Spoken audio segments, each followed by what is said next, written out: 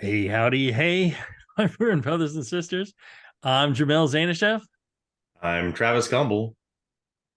And I'm Mike Persine, and you're listening to Brew Strong Special guest. with special guest Neil Spake. Yes.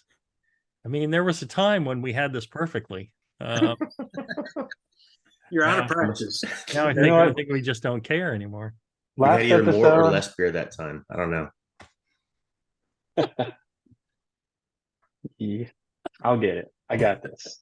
Hey, at least, at least, at least I didn't mess it up this time. Mike. I'm sorry, guys. I'm sorry. Oh, you know who's not sorry? Your buddy John. My buddy John Blickman. That's right. He's got nothing to apologize for. He's got the greatest quality gear and lots of creative, new, innovative equipment. Like my friend Jason Petra says, he's innovating your brew day. Yep. Lots of creative stuff and great range of equipment from the anvil brewing stuff. It's to hardy, solid, equipment, not a lot of extra bells and whistles, just good brew gear. Travis, you have an anvil equipment, don't you?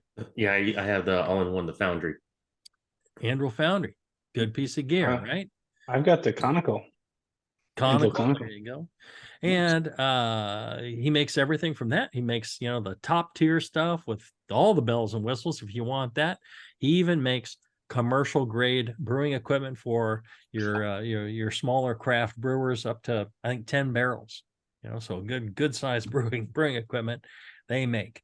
So check them out, blickmanengineering.com. Good folks. They really are salty of the earth, wonderful folks that are working hard to make brewing better for everybody. So check them out. They pay for this show, so you don't have to. That in itself should make you question John Blickman's sanity. But thank him. You can send an email to feedback@blickmanengineering.com and tell him thank you for hosting the show, because he's done it for 16 years now. So very much appreciated. All right. I wonder if he's going to set up a feedback at anvilbrewing.com email also one day. Well, the funny thing is, for like a year or so, I was like, yeah, email him at feedback@blickmanengineering.com. And then John pulled me aside one day and we were at a conference or something together. He goes, there is no feedback at Blickman Engineering. I'm like, whoops. He said, that's okay. He said, I set it up. He goes, that's the kind of guy he is. And then he went ahead and set up the account, the email account, so he could get all those things from you guys. So and he tells me he sees them and he very much appreciates every single one of them. He's like, I really love getting those emails. So yeah, it makes them feel good. You do something nice. It's nice for people to say thank you. All right, we're going to crack right off here with Andrew from Australia. He had a question. He said, my most recent batches have all gone a bit awry during fermentation, some kind of infection. I usually soak the stainless kegmenters with sodium perc, then store, then add 5 liters of sanitizer and shake, and then add wort and yeast. Something isn't right. So what do I change when hunting an infection, trying to obliterate it? Caustic, hot or cold? What ratio? Keg washer? Well, that assumes that the problem is in the keg, that the cleaning process of the keg is not sufficient, and that it isn't somewhere else. I've seen examples where folks have had air blowing through their garage, and it was infecting their beers. I think they put a fan up because it was so hot, and that was a problem. So he's his little correction there. But Oh, he's he's using a saying prior to keg. mentor. I mean, a keg mentor I take Prior to as a kegging. keg shaped fermenter. Right. Yeah. Right. And I think that's what you meant, right? That's what I meant. Yes. Yeah. So, it could be, the word, between chilling, it gets chilled and before it gets, transferred, who knows? Unless Everything's he's soft putting after in he's just big fermented. pot. After he's boiled, everything's soft, right? Anything soft after Yes. boiling. Yes. Cold side is always dangerous, but to answer your question more directly, assuming it is that,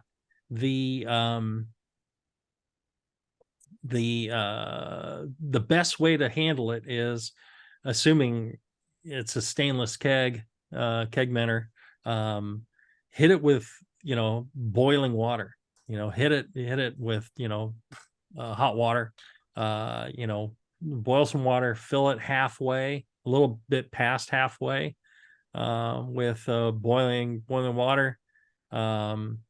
If you can seal it up and put a little bit of gas on it so it doesn't collapse when it chills, then flip it upside down. Heat's the best way to kill off whatever's in there, because you can use caustic, you can use the sodium percarbonate should do okay in cleaning. Some physical action. I'm not sure if your keg mentor is like a corny keg where you can reach in with your hand and maybe clean underneath the lid. If it's like a more like a Sankey keg, then it's really tough. But try and make sure some of the that it's being scrubbed down, and then heat. We at Heretic we would ferment clean beers after doing mixed culture with bacteria and Brett in a fermenter. And this isn't just an idiot talking that everything was clean. We had a lab, we tested everything to make sure that indeed our follow-on batches were clean. And the reason we were able to do that was we would heat them up. We would recirculate hot water through the spray ball and through the heat exchanger, and we would heat that water up, and until we could read 180 degrees on the outside of the jacketed fermenters. We knew the inside was hot. Would you keep the same soft goods on? All your CIP style valves. No, we'd swap out all the soft materials. We had bins, red bins for all and red gaskets, and everything was red that was in the dirty, and everything was white that was in the clean. And we wouldn't mix the two. But yeah, Andrew, use heat. Saying about day 4 the beer's aroma changes. Yeah, can you consider changing O-rings maybe. Yeah, make sure you change out all your soft goods, like Travis is saying. So you can get an arm in. Yeah, just to make sure you feel around in there too, because sometimes you can feel like beer stone. That's why heat's good, because it'll kill what is ever underneath beer stone. And you can get beer stone in just by, you'll put in a cleaner, even, PBW, and then you, hot, and then you'll rinse it with cold water that has calcium in it, and it'll form a stone. I'd also throw in there, might want to think about changing out or looking at the way he knocks out and what he's using to get into that keg mentor. I mean, you could very easily inoculate a beer with dirty hoses or nasty carb stones that you're oxygenating with, or right. A lot of ways to. And anything that touches the beer after it's gotten cold, check that. Yep. Toss the snap yourself off a fresh piece of hose. TM. Where the hose at? Oh. Let's see. Yeah. All right. Well, hopefully that helps. Brent was asking, what is a homebrew club challenge competition contest that each of you think would be fun and engaging for beginners, novice, and advanced brewers? Tell you what, I can see the smoke rising. What we'll do is we'll take a quick break, and when we come back, we'll have your answers right after this. All right, we're back. Brent was asking a question before the break. He's listening live, and so he's able to ask in the comment section on the Facebook page underneath the video. What's a good challenge for novice to or beginning to advanced homebrewers in a club that is kind of fun? I got a couple of ideas. One is, pairing up, a novice and an advanced brewer together to, brew a beer together for, a club competition. Another would be those ingredient kind of lottery things. Yeah, the fantasy draft. Those are kind of fun. Or, everybody's just got to use a, weird ingredient. I think one of the advantages, what's kind of fun is, maybe, you just, you write up a bunch of strange ingredients, Cocoa Puffs and, Fig Newtons and, beef Wellington and, you write these on slips of paper and then people draw a slip of paper and that's what they got to brew with. And it's, the beer's got to exhibit, that as its characteristic. That can be fun. And then, it throws some randomness in there. That's a good one. You guys? I'm not good at this. I'm more of a disengager than an engager. You've known me. I'm a jerk.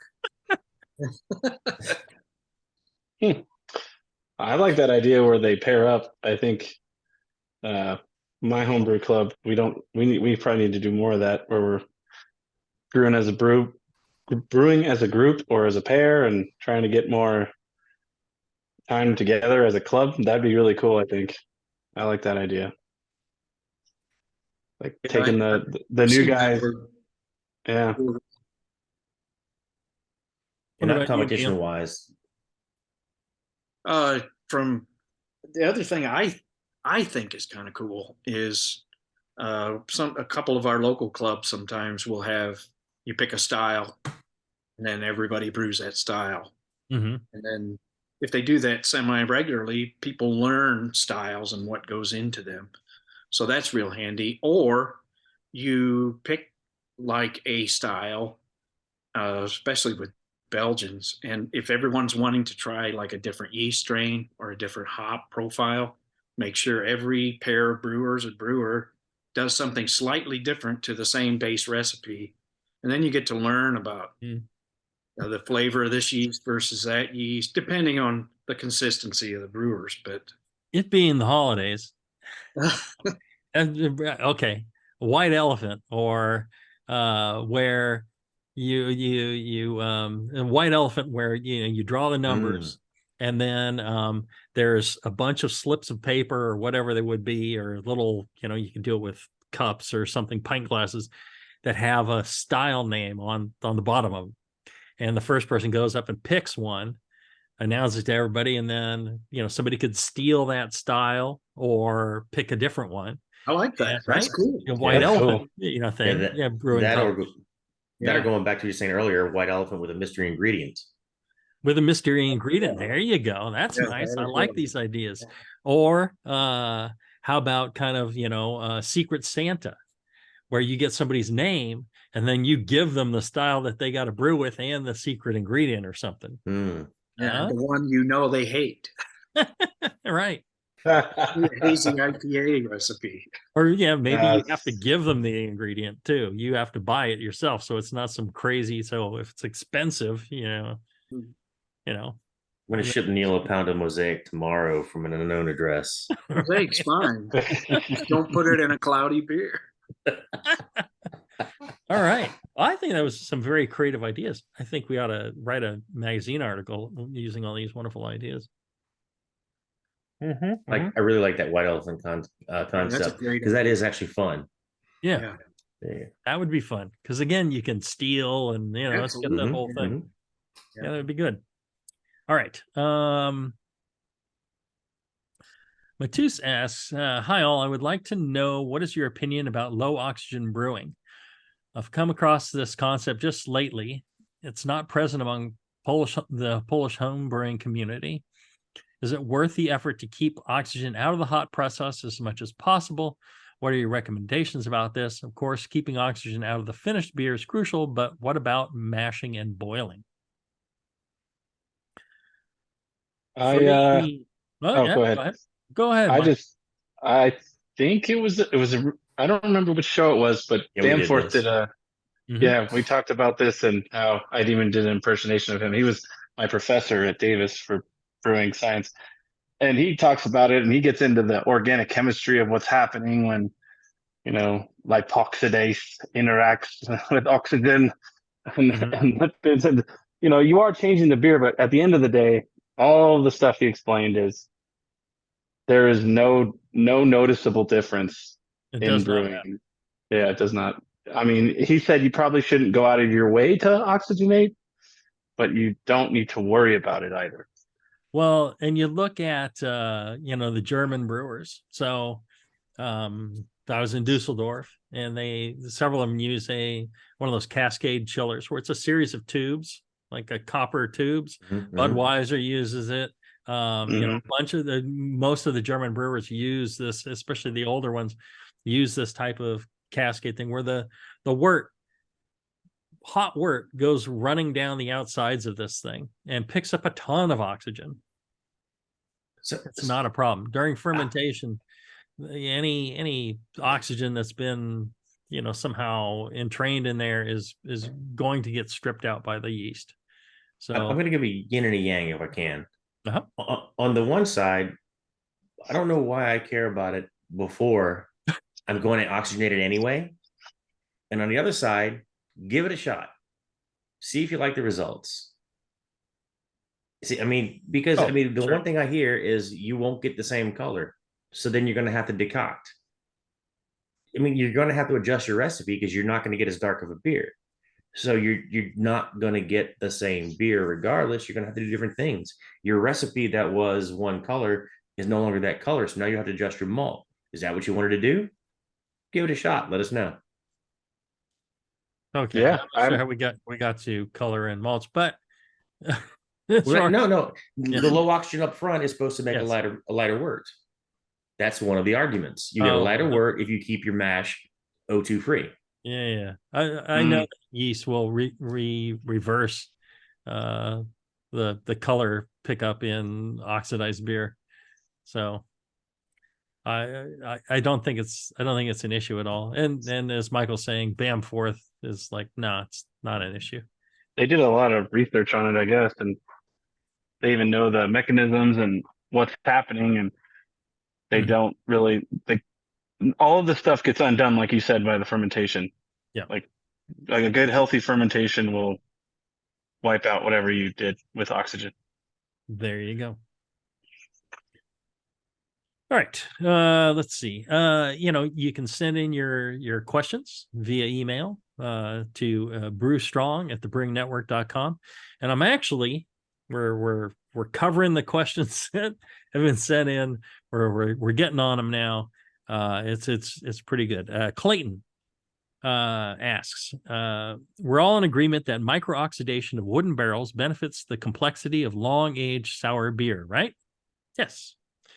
I have a beer souring in a 5-gallon keg, but I'm getting some decent complexity, and I think it's because I leave a 4 to 5 foot serving plastic tube Cobra tap constantly connected, and I think oxygen is permeating the hose tubing and adding to the complexity. Thoughts? Hugs and kisses, Clayton. Right back at you, Clayton. Well, I don't have a lot of experience with barrels, so I'll leave this one to you guys. Well, no, so the barrel age fine, but I think you might have an opinion on the tubing, and I know Jamil has thoughts on the tubing from his diving, etc. And the one thing he left out is the keg pressurized or not? Because if it's not pressurized, you can almost guarantee you're going to get some O2 migration in there one way or another. Even if it is, you'll get oxygen will go across the barrier. If you're pressurizing a keg with CO2 and you have plastic membrane there that's O2 permeable, the oxygen will go in. It's partial pressure of gases. It's not total pressure of gases. So, yes, I believe that it's possible. It would be extremely slow. One thing is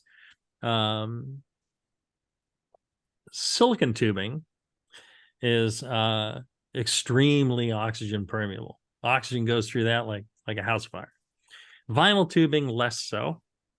The thing is, the dip tube, that Cobra tap is attached to the dip tube, which goes to the bottom, which is stainless. And it's a long way down, and it's got just that little spot on the bottom that it's open. So I wouldn't think you'd get much. You will get some. I think the stuff in the line is probably heavily oxidized, but the stuff in the keg, I don't think you're getting a whole lot there. You probably get some across the seals in the keg, especially if you're using silicone seals. I do believe, one of the things a long time ago, I worked out the numbers on, or somebody worked out the numbers on using those plastic caps on carboys. Those plastic Silicone caps, yeah. they will allow just about the right amount of oxygen in to your carboy, similar to a barrel aging, similar to what they do in the large fooders and like Rodenbach. Those have very low oxygen. If you get down to like a wine barrel, it's much more oxygen. You get down to something smaller like a whiskey barrel, it's even more oxygen. You get down to like a 30 or 5-gallon barrel, it's even more oxygen the smaller you go. So yeah, I could be, you're getting something, but I wouldn't think it would be much. It'd be a tiny bit. So you could get some from, initial oxygen when you transferred. Depends. But yeah, I don't think you're crazy. I think it certainly is possible you're getting some. So Neil, do you try to replicate the cask condition when you make English ales? Not really. And the only reason is you got to drink it. Invite me over, man. I don't know how that's a problem. I'm just kidding. But I mean, they open ferment, but then they encapsulate, and it's stored for a while. And I guess the modern day cask really is a stainless cask, correct? But it's still always open to the air. So that's. But once they put it in the pub, they open it up, right? Yes. Yeah, but unless you violate camera rules and use a cask breather that allows CO2 or oxygen to CO2 to come in and blanket it right as it's withdrawn, which is an absolute no-no to purists.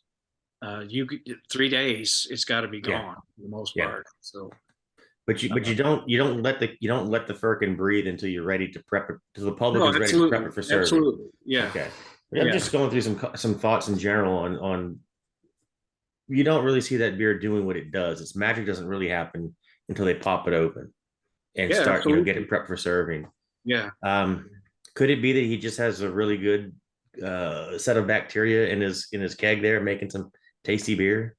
I mean, how much oxygen would it take? Quite possible. Yeah, it doesn't take a whole lot. Again, micro oxygen over a long period of time. Could be, if there's a lot of temperature changes, forces breathing. Yeah. It kind of expands and contracts. That could be working in his favor on that. I don't have too many kegs that will hold a good seal at zero pressure as the temperature fluctuates. They're gonna breathe. Yeah. My kegs, personally. All right. Finn is quite upset with me. Uh-oh. Finn says hi. He says, Hi.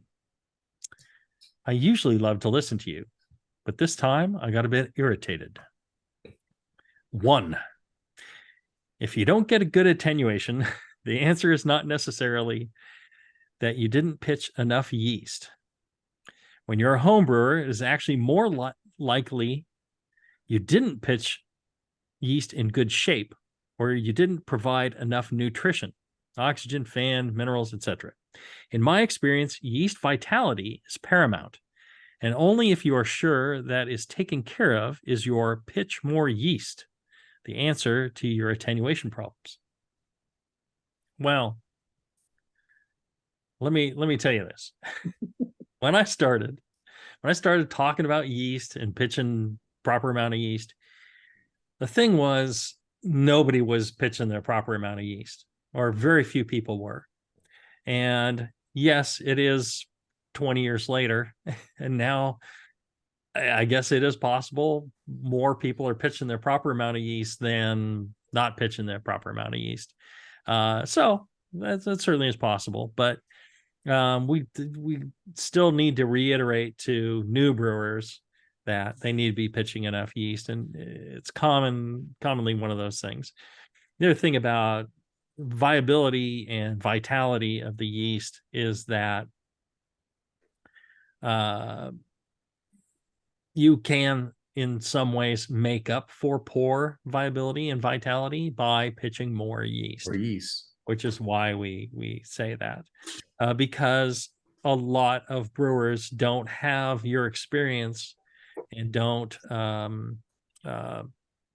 know whether yeast is viable or the vitality of yeast, or they don't have a lot of options. So they buy the yeast, it gets shipped to them, and then they got to go with what they got to go with. So that's one of the reasons we say pitch more yeast. But yes, I would agree with you. It's better. I think it's better to pitch less yeast in better health and vitality than it is to just pile on more yeast. I would agree with that. That's one of the two things I was definitely going to say, Joe. Yeah, I'm not sure it's the first thing I was going to say is surely you didn't piss him off. I probably pissed him off, That's It was one of us. And I have an extension off of that. I think it goes before his number 2 if you're going to go to his number 2. But the extension off of off of number 1. The extension off of that is if you're repitching, you're going to have a lot of non-viable yeast. So unless you go through quite the extensive process, you've got to pitch more of your repitch because it's aging. Every day I have yeast dying off in my container that's in my fridge right now. So I have to pitch more yeast. I'm not going to make that yeast healthier necessarily, but I am going to use more of it because some of it's dying off. I think what he's stating and what you state all the time is hand in hand. I would agree with that. I don't think he's wrong. I don't think we're wrong. I think it's two sides. We did, but he's frustrated, so we have to assuage his frustration. I just think the last gentleman gives him hugs and kisses. Yes. Yeah, there you go. No, what you're saying about the vital and healthy yeast, like, yeah, in a perfect world, but I think in the I just think that, again, with like pitching more yeast actually is a better problem to have than under pitching. So, yes. I mean, like you've said it plenty of times where the flavor of the beer will be thrown way off if you massively underpitch compared to slightly overpitching. I mean, I think as homebrewers, I mean, I can even think about attenuation. I mean, that could be mash temp, mash pH, yeast strain selection. I mean, there's a ton of things that go into it, but I would say that, I mean, I have a tilt and I've watched it under attenuate because I was trying to stress the yeast and I went too low on the pitch rate kind of thing, Right. So I don't know. I know I was reading this today when you sent it over and I was like, yeah. I mean, there's a ton of things, right? It's not just one, but there's a way to kind of account for a lot of flaws in your yeast health or vitality or whatever by just slightly over pitching. And, it's. And looking at your pitch rate, and I go back. I know this isn't a calculated question, but if you think you need to pitch X amount of yeast, but the yeast has some age on it, it's not that all the yeast is 75% is good. it said that maybe 25% is no good and 75% is good. So you got to pitch a little more. Yeah.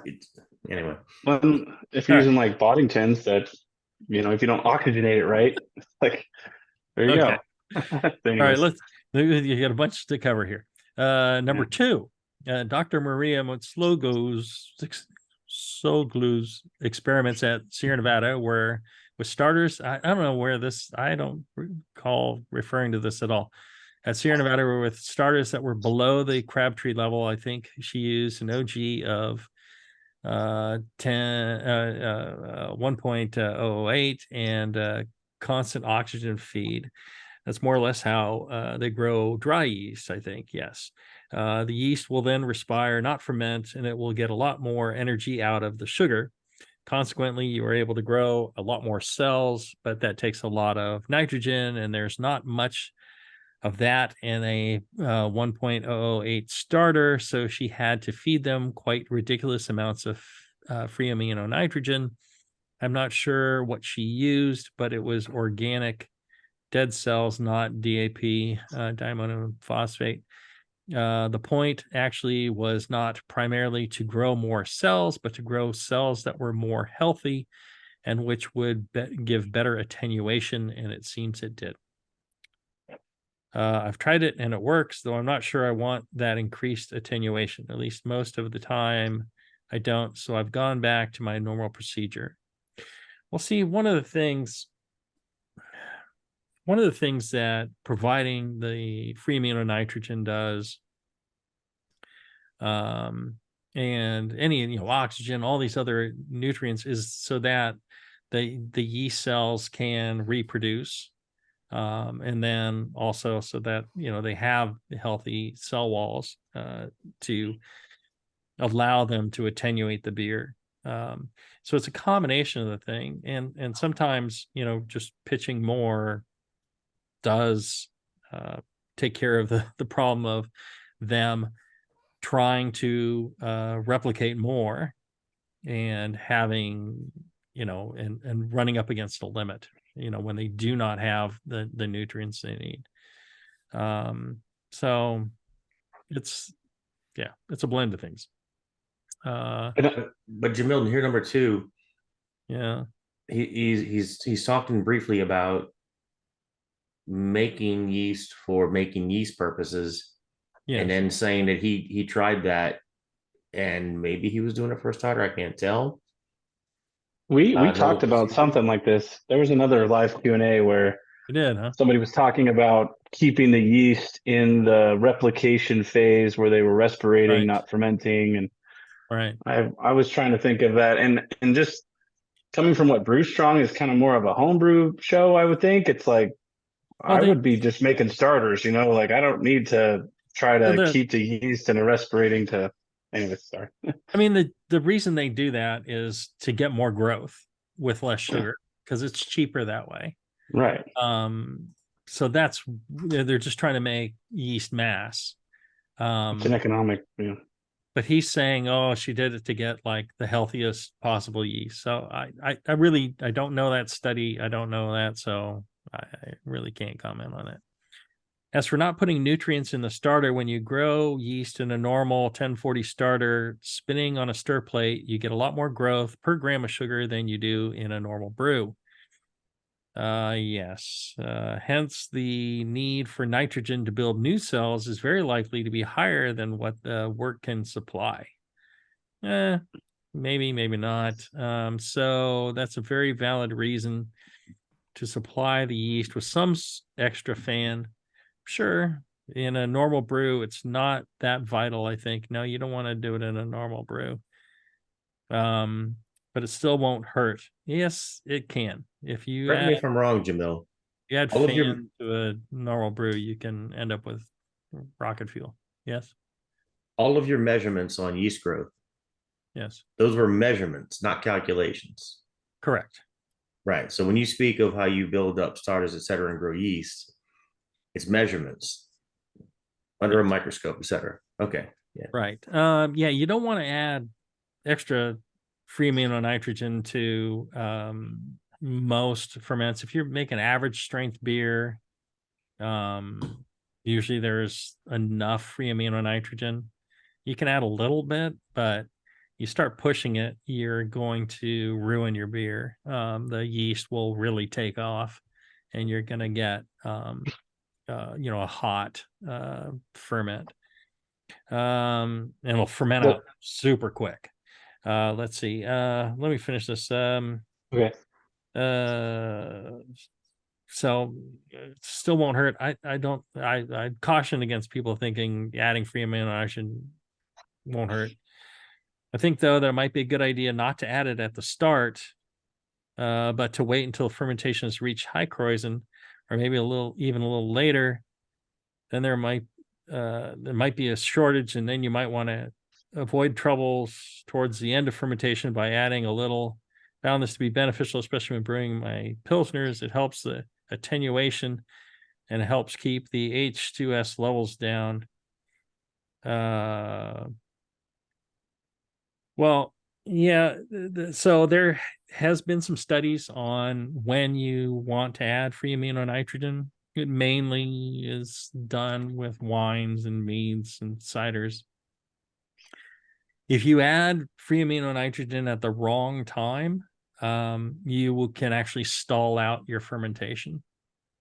So if you add free amino nitrogen at the beginning, the yeast can kind of race ahead, and then you stall out your fermentation won't complete. So there's been a bunch of studies and a bunch of papers on this, and there's a very specific time if you're going to dose free amino nitrogen. You do it, I'm pretty sure off the top of my head, I think it's 1/3 of the way into fermentation. There's a very specific time that you would add it. You don't add it later, you don't add it earlier, etc. And he says, okay, now that I've got that off my back, I once more say that I greatly appreciate your show. Keep up the good work. We listen to you here in Norway too. Well, thank you, Finn. It's very, very kind of you. Very interesting email. It sounds like you're very keen on yeast and fermentation, which is near and dear to my heart as well. So hopefully I will see you next time I'm in Norway, and we can have a couple of pints together and discuss yeast and starters and everything else. Yes. Sorry for pissing you off again, Finn. I'll take full blame for that. It's not Jamil. It's Travis's fault, Finn. You know that. That's You fair. didn't call him out as very kind of you, because Travis is a very delicate flower. But Yeah. let's see. I just keep coming back to the reading and studying I've done is all malt worts have enough nitrogen. You don't need to add a bunch. And then when we were talking to Avi from Lalamond, he was the one that said don't put nutrient in starters. I remember that. Because that was like I had been doing that for years. He's like, no, you don't need to do that. I'm like, Yeah, oh, I still put a pinch. Sorry. yeah. I should have been on the show, but I still put a pinch. He just said it wasn't needed, but I mean, yeah, at the end of the day, it probably won't be the end of the world. A little pinch. I had a little bit of zinc to mine. Zinc, Okay. yeah, I'm just adding that. I add my zinc for my brew day, but I still use a little bit of the Y yeast because I know it's not very strong. Mm-hmm. Just the tiniest pinch on my starter. Chewing gum. And my wake up work. I put a little pinch in my wake up work. Who are you pinching? What? Anything that won't run. All right. Let's take another short break, and we'll be back right after this. All right, we're back. Brent was asking in the chat. He said, been pondering the idea of an oat wine. Was thinking of following similar recipes of a barley wine. Thoughts? Yeah. Never made one, but I've had one. Yeah. I respect the brewer, but I would advise not to do it. How much percentage of oat was in there? Too much. Yeah. Yeah, I think once you get past 20-30%, that's probably too much. It was not a very tasty beer. If you were going to do one, I would say go with like golden naked oats or something Yeah. like that. But you do have to be careful. I'm a big fan of oat beers, especially McClay's oat malt stout, with a famous Scottish style stout. But you got to be careful with the oats because they have such a higher fat content than some of the other. So in something as big as a Mm. barley wine, I think you'd have to go careful, or you'd have a mushy mess in the Well, mash. that I oat think malt the mash stout. tun. Yeah. Go ahead. All right, What? I'll go. That oat malt, that oat malt stout. What percentage is oat malt? Is it all oat malt and they made a See, stout? here's the curious thing. When I went through the actual records from the Scottish Brewing Archive when I was over there, uh, it was like 20-30%. So at the time, there's a brewery in the borders, Scottish borders, Broughton, that brews an oat malt stout. And he's like, oh no, you can't use anywhere near that. So I've never got a clear answer to that from a historical perspective. Um, some of these records are really hard to read, but yeah, you can't, just like Jamil said, you can't use much more than, I don't know, 10-20%. You're really pushing it because it can get real gummy, even if you use the naked oats. I really like Thomas Fawcett's oat malt for this type of thing because it gives you some silkiness, but the yield on it is really, really poor. You really got to up Yeah. the quantity to get any kind of benefit out of it. Hmm. It's kind of fun to play with, but I'm not sure what. To get back to the question, I'm not sure if what he's thinking is, can I get some of that oaty character in an oat wine, barley wine kind of thing? It's an interesting question. It's just oats can be really tricky to work with. I think Yeah. one of his pointers from doing stuff like oat malt stout is use the rolled oats and toast them in the oven to kind of get, if More you're of looking that for oat the flavor. flavor and Yeah. silkiness Mm. with a smaller quantity. But I don't know. I don't know what the actual listener is going for. Y'all need to do a collab there. Put a recipe together and make it happen. And I actually know Brent. I could get you guys to. He's great experimentarian. He likes to try. He's got that send it mentality. Yeah. I All remember right. one time he was making a beer. He threw a log in, just threw the log in the fermenter. Just let it do its thing. All right. Andrew asks, "Hi, Brew Strong crew. Thanks for doing the show and sharing your knowledge. I'm just getting back into the hobby after 9 years off because of kids. My questions are Blickman related, as I recently bought an Anvil Foundry and an Anvil Snub-Nose PET conical fermenter recently. I'll let Johnny Boy know you guys were the reason I checked them out. Thank you, Andrew. Number one, how much headspace is too much? I recently got an Anvil Snub-Nose pet fermenter, and I have no intention of fermenting under pressure. But I wanted to drop my temp to clear and carbonate prior to kegging without the risk of oxygen suckback. Sounds reasonable. I'm not quite ready for a stainless conical yet. The Snub-Nose is 9.2 gallons, and I was debating doing 7.5 gallon batches or sticking with 5 gallon batches. I'm not opposed to moving to 7.5 gallons, just wondering if you'd be concerned with 35% headspace. Too much headspace? Well, I actually did a calculation on this one time. I was really curious how much additional CO2 would you need to make up for the change in temperature? And what I found is it's not really the headspace and like the temperature change of the gas in the headspace. It's that you're changing the solubility of the beer, and it will actually absorb a bunch of CO2 or oxygen or whatever it can get a hold of because of that cooler temperature.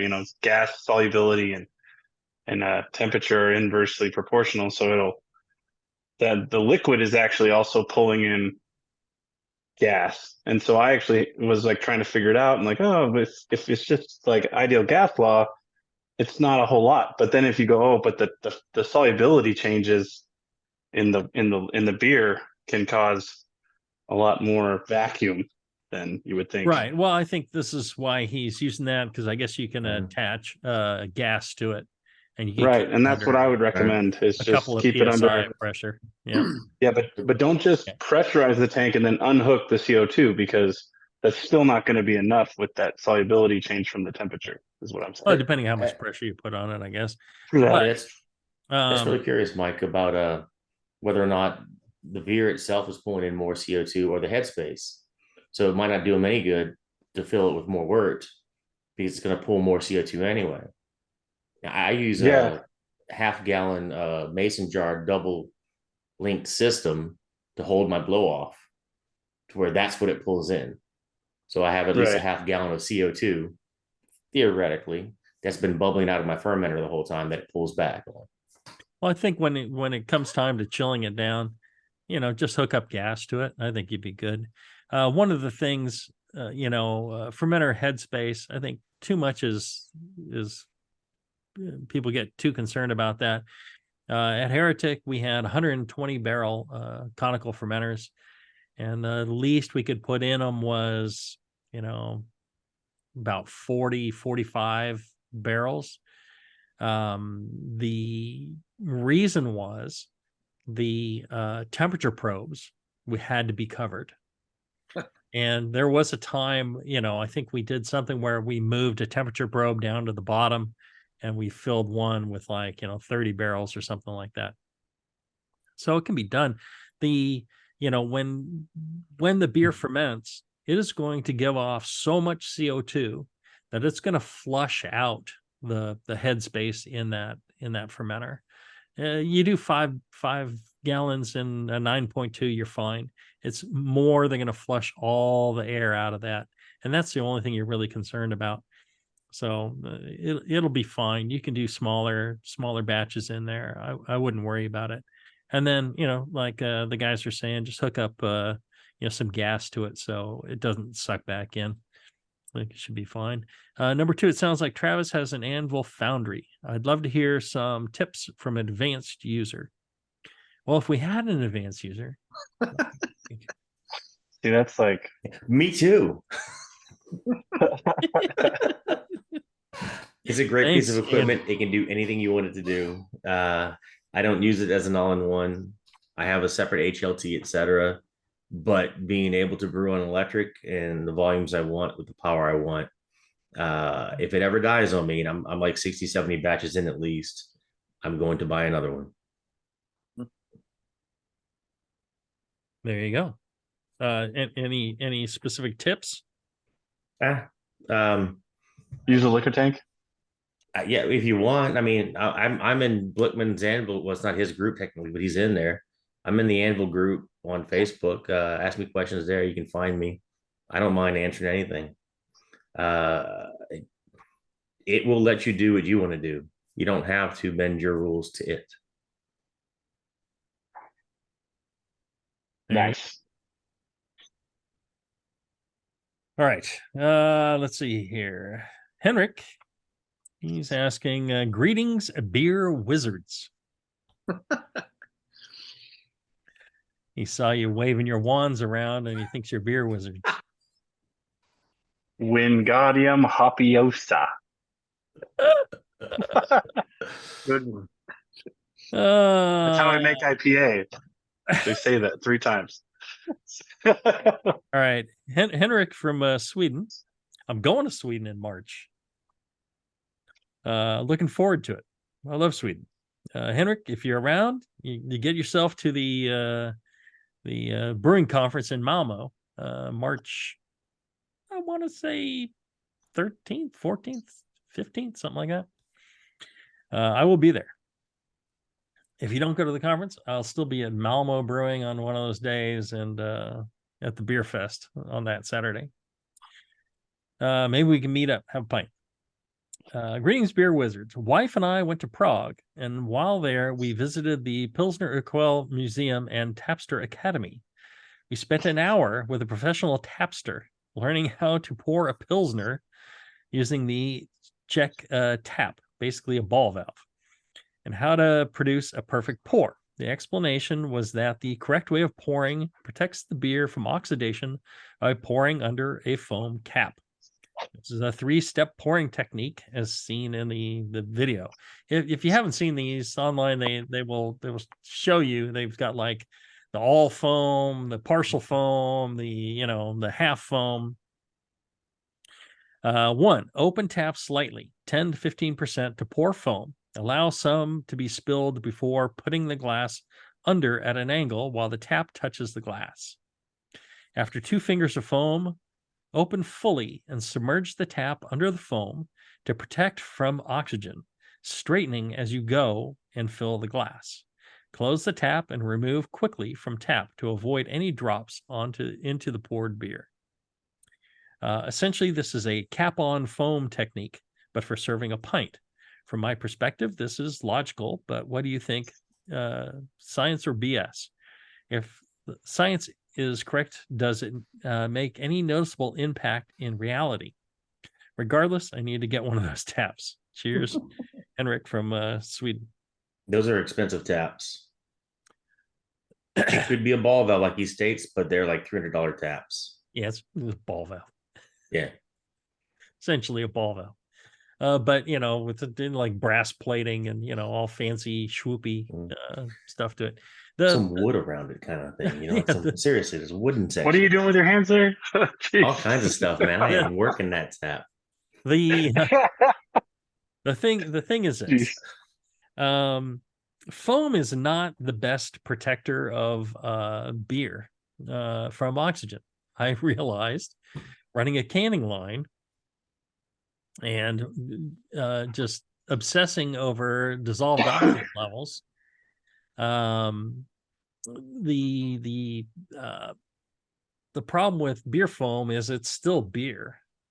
It's every bit as liquid on the outside of those bubbles as the liquid beer is.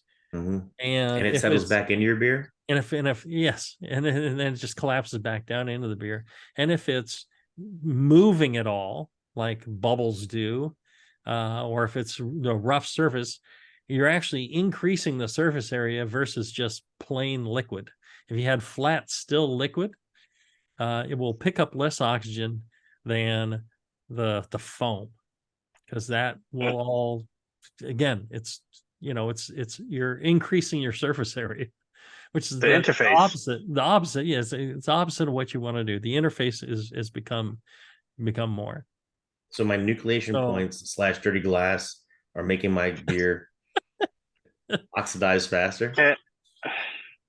I just don't think there's enough worry about this. I don't think you're ruining your beer. I think. How many days are we leaving this beer out before we drink it? I'm telling you, man. My scientific my thought process is drink it faster. Yes, if you're worried about oxidation of the pint, drink it faster. I think Travis is onto something here, but I think embrace the fact that it can open up with some oxygen too. That's another point. Talking about cheers. I think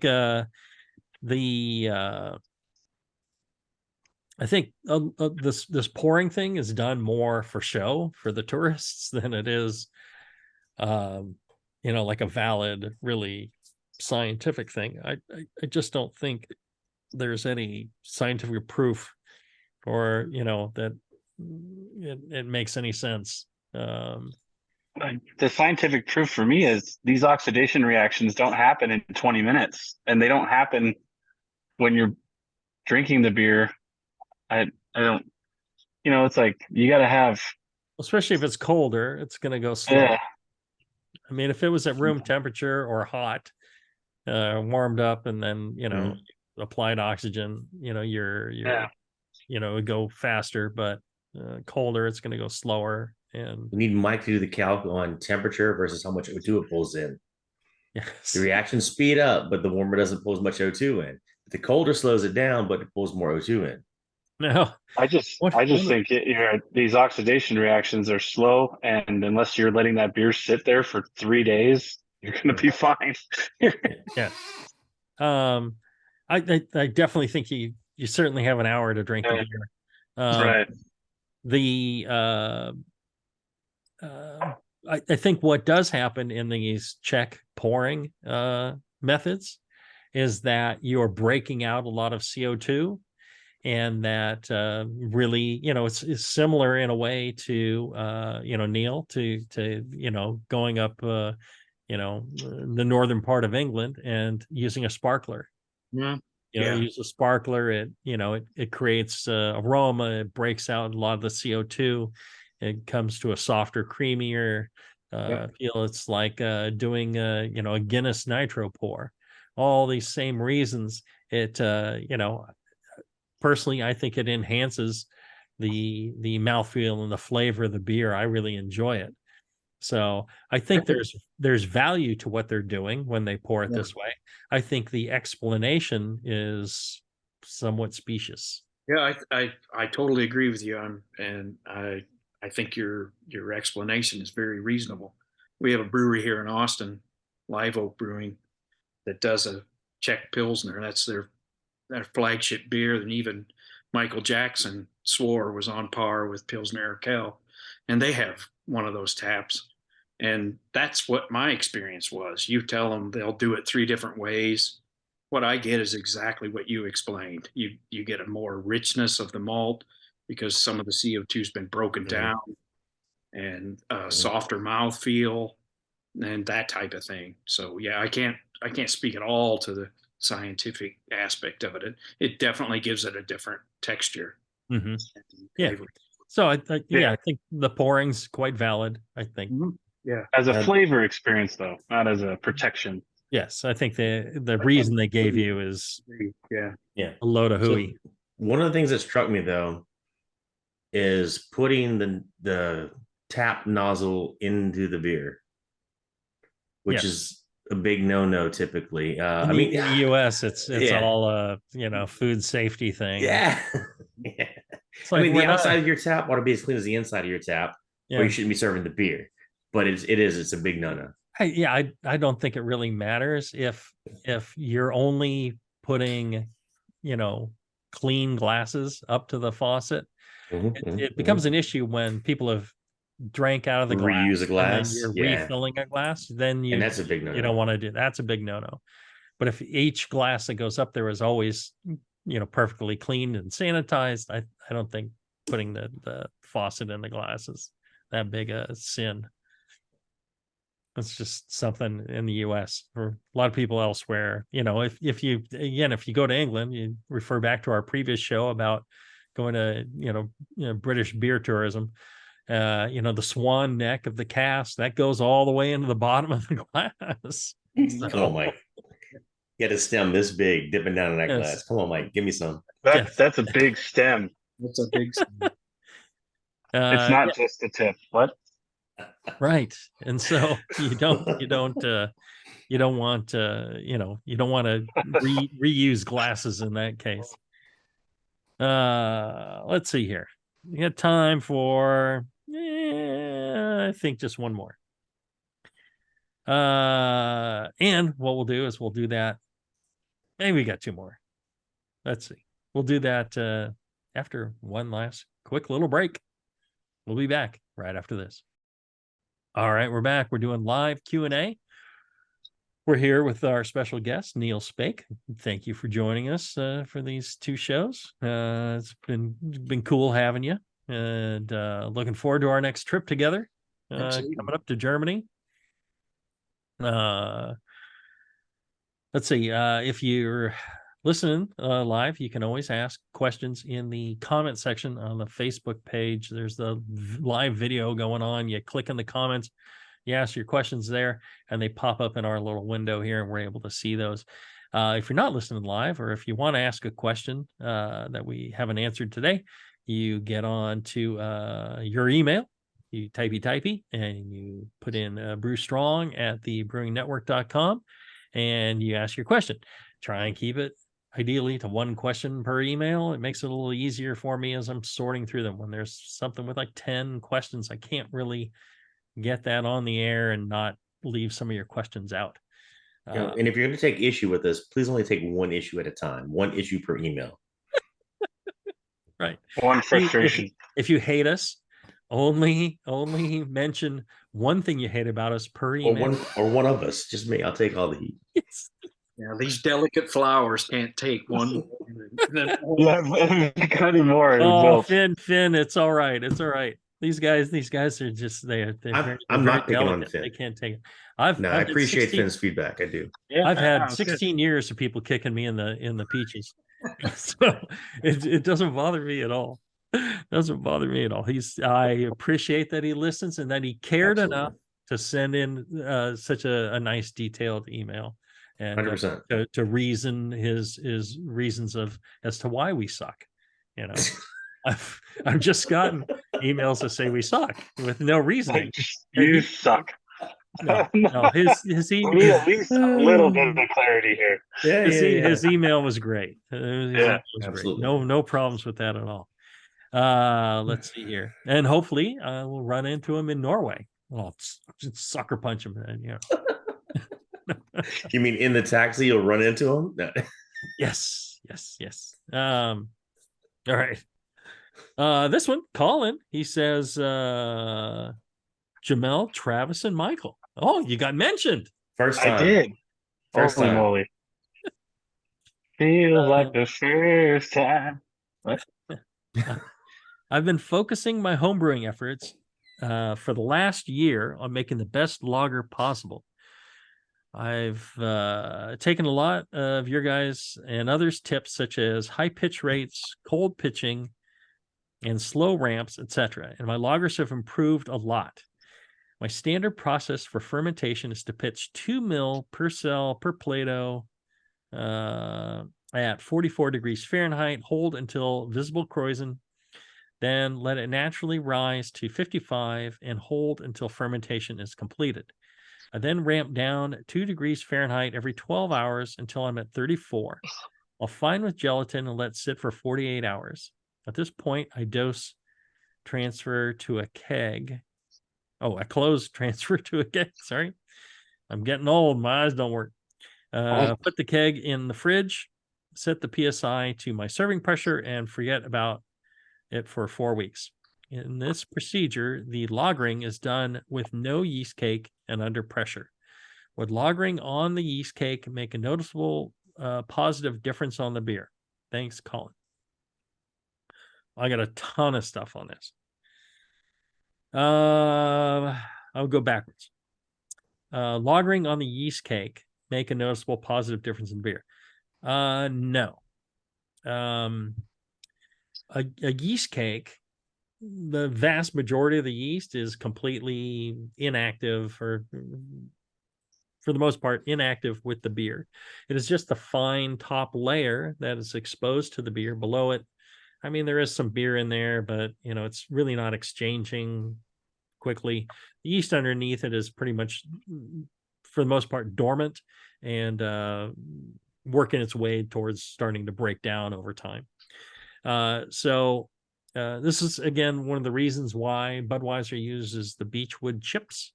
They boil them so they're all fluffy, spiky bits of wood, and then the yeast settles on them and they get this massive surface area. And that's what interacts with the beer and why they go through that trouble. A yeast cake, even though there's a ton of yeast underneath, it's not doing anything for your beer.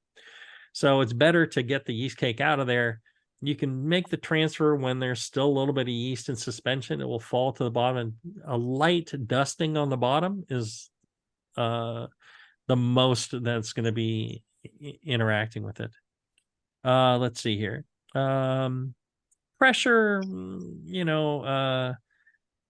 pressure will, slow down the yeast a bit, but it's not a big deal in this scenario. But in the way you asked this question, I think you don't want to lager under pressure if you want the yeast to aid in your lagering. You don't want that thin layer of yeast slowing down. Yeah, I don't think it's going to make that big a difference. It'll still interact. Let's see here. The more critical thing is if he's fining with gelatin and then lagering, the gelatin is Right. taking out yeast in suspension, which Right. could actually do things for the beer. And when that falls down, the gelatin and the yeast that you're taking out of suspension and the other particulates you're taking out of suspension falls on the bottom of the keg or whatever fermenter, is masking the yeast that are on the bottom that could do something. So that's pretty much stopping dead in its tracks what you're trying to achieve. So I wouldn't fine it before if you're going to lager and expect the yeast to do anything. One, you're taking out the yeast, and two, you're masking a yeast that's on the bottom, so it's not doing any good at that point. Yeah, or it's straight past that part. I mean, Then going down 2 degrees Fahrenheit every 12 hours, that's fine. It's fairly slow. You could actually go a little faster than that. Until you're at 34 degrees Fahrenheit.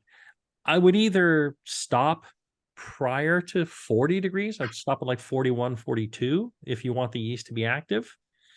Or if you're going down to 34, you might as well go down to 29, which is, or minus 2 degrees C, 28.4 degrees Fahrenheit, which is BAM4's favorite temperature for conditioning a beer. Clarity improves head retention, a lot of different things for letting it sit nice and cold like that.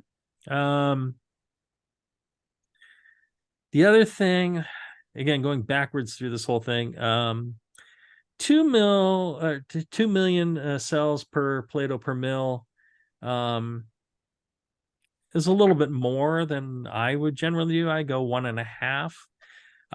It's 2 is fine. I'd rather do a little too much than too little. But keep in mind, the more you add, the more diacetyl precursors are produced. So it could increase diacetyl. which is something else he didn't mention. You are letting it rise to 55 and holding. I like that you're pitching at 44. I generally, in the first like 36 hours, let it free rise to about 50, hold it for a couple of days at 50, and then then I start ramping the temperature up. And by the end of fermentation, I try and get to like 60 plus. And that is, every time it seems like it might be slowing down, I just raise it a degree or two. And so that I get really good attenuation, and then it consumes the diacetyl in the beer. Let's see. Okay. So it sounds like you're really going, Colin, sounds like you're really going down the right path, and you're focusing on all the right things to making great lager. And I'm sure your lagers have gotten even better, but I think those small little tweaks that I mentioned could improve them the last little bit to being like, God's gift to lager brewing. All right. Now that I've filled in all that airtime, what have you guys got to say? Send us some bottles. No, I would think when I make lager, I kind of have that, I guess you would call it modern, where you do the maturation rest. And so I'll actually ferment more around 50, 52. And then once I get to that, like we talked about a couple shows ago, that visible slowdown, where I get to like, 1 Plato per day or 0.004, 0.003 points per day, I will increase the temperature slowly over a course of 2 days, but I end up 68. And I'll do like a full maturation rest for, a week like that, or I let it finish, and then I've got to see at least 3 days of no action on the tilt, and then I'll even give it another couple days, and then 60, there's 60, a cold 60, 65 degrees in that range. Yeah. I like to tend not to go more than 65, but I think, if you're seeing activity and you're still having to raise the temp, I see no reason not to go up to 68 either. Yeah. If you're going, if your main objective at that point in time is making sure you don't end up with diacetyl, is the yeast still going to be active at that temperature? Or I mean, does the yeast like just? I mean, I don't brew a whole lot of lagers. I've had Mike's lagers; they're excellent. I've had your lagers, Jamil, they're excellent. Neil hoards all his damn beer, so no. Uh, I mean, are you if you're trying to clean up the diacetyl precursors? At what point in time is it too warm for a lager yeast, or that's too general because there's a shit ton of lager yeasts? Probably like 90, 95. Okay, so yeah, you keep coming up. Some yeasts will slow down earlier than that, but a lot of yeasts they'll go once you get into the mid 90s. Yeast, a lot of yeast will shut down because it's too warm for them. They start to freak out. But you're I was also listening- stepping it up slowly, Mike. I mean, you're not going up to 68 quickly. No, So but I that's do time it. to get it that warm. It's over like 2 days. I'll get up to 68, and then I'll hold it at 68 till it finishes. And I've been chasing clean, like I want clean as can be, no diacetyl, no sulfur. Like I'm doing full 90-minute boils.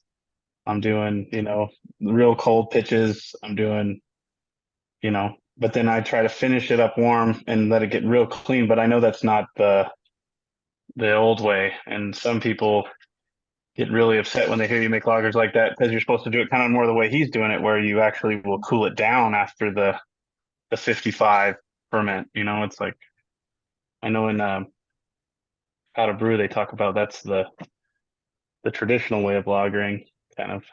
So what do you do after you hit the 68 and it's stable and there's no fermentation? Do you crash cool it? So I will gently cool it, and my setup I can only get down to like 40, and so then I'll rack at 40 degrees. I'll drop the yeast and rack it to I call it a pseudo bright, but it's just a 10-gallon torpedo, Okay. and that goes in my fridge at 28 or 31 or whatever I can get the fridge to. And I don't really consider it. It is a lagering, but it's more of just a physical conditioning of the beer where I'm looking for the right clarity. I let it kind of age and settle out, and I think beers kind of open up as they sit in the keg, even without yeast in there. Or there's yeast in there, but I mean, like with that Märzen that Travis had, that one was 4 weeks on the yeast, and then another 3 weeks in the pseudo bright just to clear up.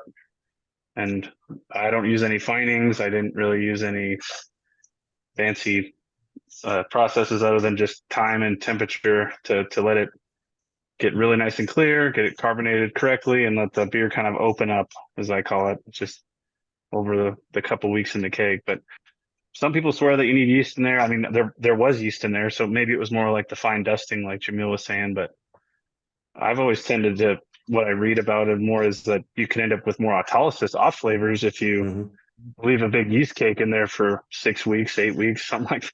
Yep. So I'm afraid of that flavor too. So Yeah, absolutely.